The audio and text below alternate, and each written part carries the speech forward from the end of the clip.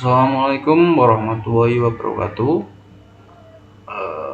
Perkenalkan, nama saya Firhan Miftahul Aziz dengan NIM 2303010012 dari Prodi Pendidikan Sejarah Angkatan 23 Fakultas Ilmu Sosial dan Ilmu Politik Universitas Negeri Semarang.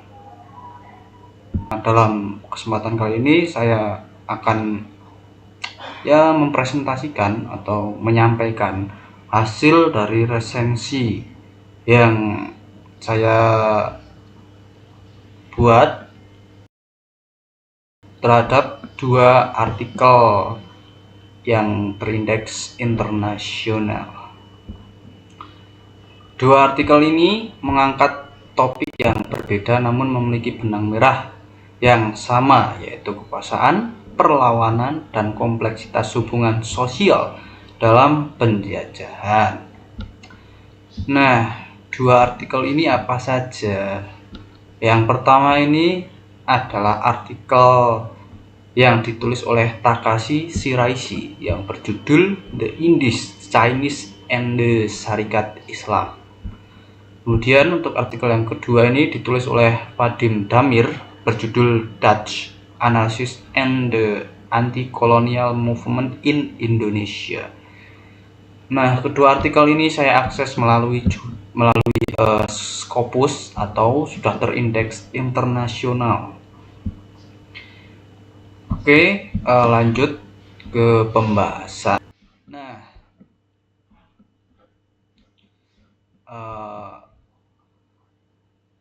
untuk artikel yang pertama yang berjudul The Indies, Chinese and the Syarikat Islam yang ditulis oleh Takashi Shiraishi, artikel ini membedah peristiwa kerusuhan anti Tionghoa yang terjadi pada tahun 1912 sampai 1913.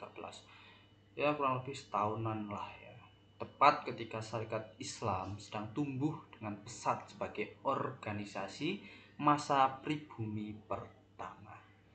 Pada masa itu, masyarakat Tionghoa di Hindia Belanda memang memainkan peran ekonomi yang penting sebagai pedagang perantara. Namun, posisi ini membuat mereka sering menjadi sasaran kecemburuan sosial dan stereotip negatif. Pemerintah kolonial saat itu memanfaatkan situasi ini untuk menyudutkan Syarikat Islam dengan menuding mereka sebagai penggerak kekerasan. Menurut Shiraishi, dengan cermat menunjukkan bahwa kerusuhan tersebut bukan semata-mata konflik etnis. Shiraishi menjelaskan bahwa akar masalahnya itu terdapat pada ketimpangan ekonomi, dominasi dagang, dan perubahan sosial yang cepat.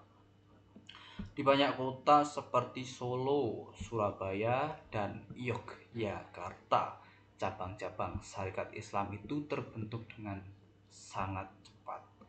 Namun, struktur organisasi Syarikat Islam ini sangat longgar sehingga pimpinan pusat seperti Cokro Aminoto itu sulit mengontrol maksa akar rumput. Kerusuhan itu muncul bukan karena arahan pusat, namun karena ketegangan lokal yang meledak. Dalam beberapa kasus, seperti pedagang Tionghoa dianggap sebagai simbol sistem ekonomi yang menindas. Media kolonial saat itu seperti di Lokomotif atau Batavia Newsport berperan besar dalam membentuk citra Syarikat Islam sebagai organisasi yang rasis dan fanatik. Padahal banyak juga bukti yang menunjukkan bahwa Syarikat Islam itu justru punya semangat yang inklusif. Bahkan di beberapa simpatisannya itu berasal juga dari golongan non muslim dan non pribumi. Labelisasi yang dilakukan media ini juga menjadi dasar bagi pemerintah kolonial untuk melakukan represi terhadap Syarikat Islam dan membatasi ruang politik kaum Bumiputra. Menurut penulis yaitu Shiraisi menyimpulkan bahwa konflik ini adalah produk dari struktur kolonial yang memang mendorong pemisahan etnis dan ekonomi. Syarikat Islam sendiri uh, merupakan bagian dari proses nasionalisasi politik rakyat Indonesia. Dengan kata lain, Syarikat Islam ini bukan akar masalah, namun justru menjadi representasi dari kesadaran kolektif rakyat terhadap ini ketidakadilan yang sistemik. Kerusuhan tersebut meski tragis merupakan manifestasi awal dari pertarungan kelas, bukan sekedar kebencian antar etnis.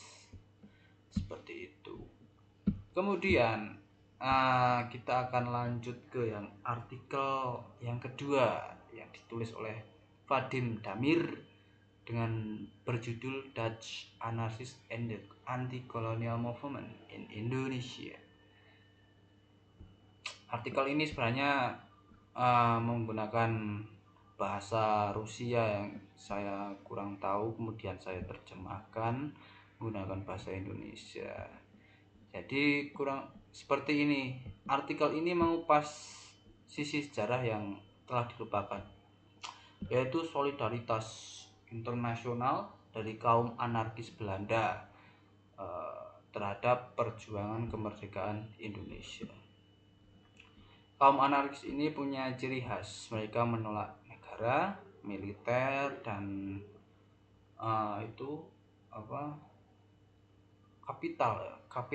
kapitalisme.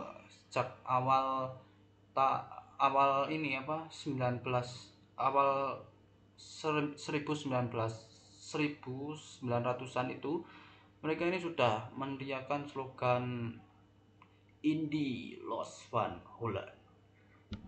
Ini artinya itu Indonesia harus bebas dari Belanda. Artinya ya Indonesia harus ini merdeka. Mereka memperjuangkan kemerdekaan Indonesia walaupun memang sama-sama dari Belanda.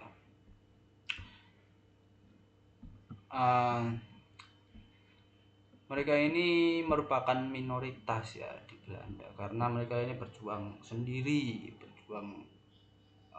sedangkan bangsanya ini memilih untuk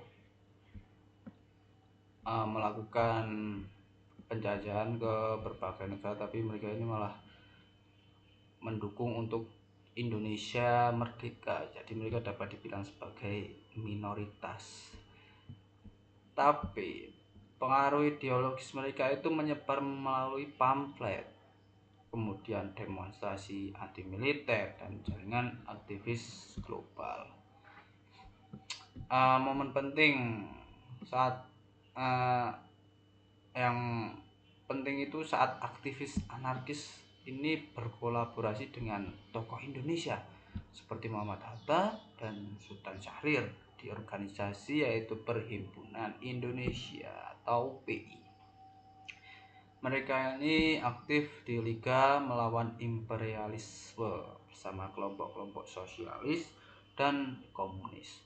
Mereka itu menyuarakan anti kolonialisme secara terang-terangan dan melakukan protes terhadap penangkapan aktivis Indonesia. Namun hubungan ini terbilang cukup rumit ya. Kaum anarkis Belanda ini menolak ide untuk negara bangsa, sementara itu Perhimpunan Indonesia justru memperjuangkan kemerdekaan dalam bentuk negara. Sempat ya terjadi ketegangan ideologi yang akhirnya menyebabkan pecahnya kerjasama.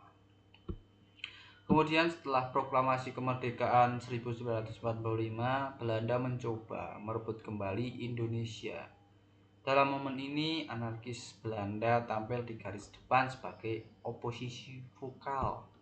Mereka ini menerbitkan manifesto melakukan aksi solidaritas, bahkan menyerukan mogok kerja di pelabuhan agar senjata tidak dikirim ke Indonesia.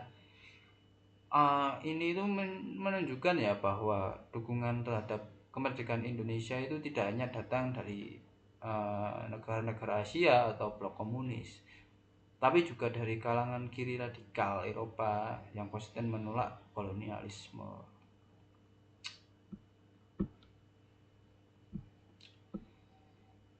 Keinginan untuk ini menciptakan masyarakat tanpa negara itu dianggap tidak realistis ya sebenarnya dalam konteks kolonial yang membutuhkan struktur kekuasaan baru.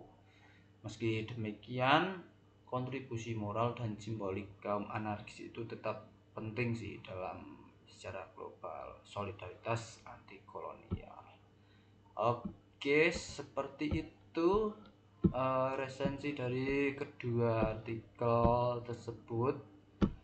Uh, Jika dilihat ya, kedua artikel ini itu memiliki beberapa kesamaan tapi juga berbeda ya, tentu berbeda.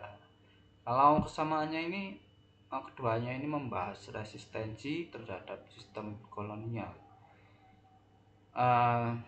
Dari dua ini apa ya, dua level atau dua pandangan. Intinya itulah, dari internal itu syarikat Islam dan konflik sosial, sedangkan secara eksternal itu dukungan transnasional dari anarkis Belanda. Keduanya ini juga menunjukkan bagaimana narasi kolonial itu sering menyederhanakan kompleksitas sejarah, misalnya dengan menyalahkan SI atau menuding SI, Syarikat Islam, sebagai organisasi yang rasis atau mengabaikan dukungan kelompok kiri di luar negeri.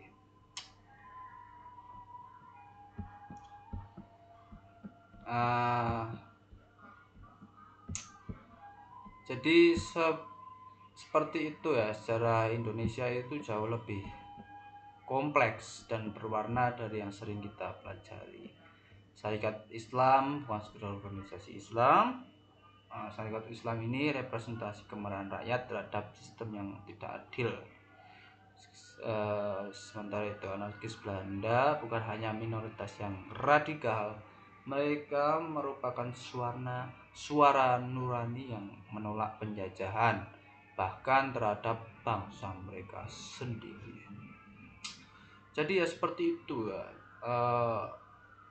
Semoga presentasi ini, semoga yang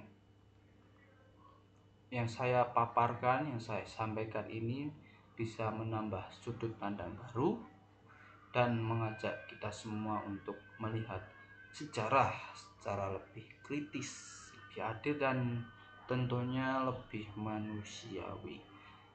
Nah, terima kasih banyak atas perhatiannya. Saya akhiri, wassalamualaikum warahmatullahi wabarakatuh.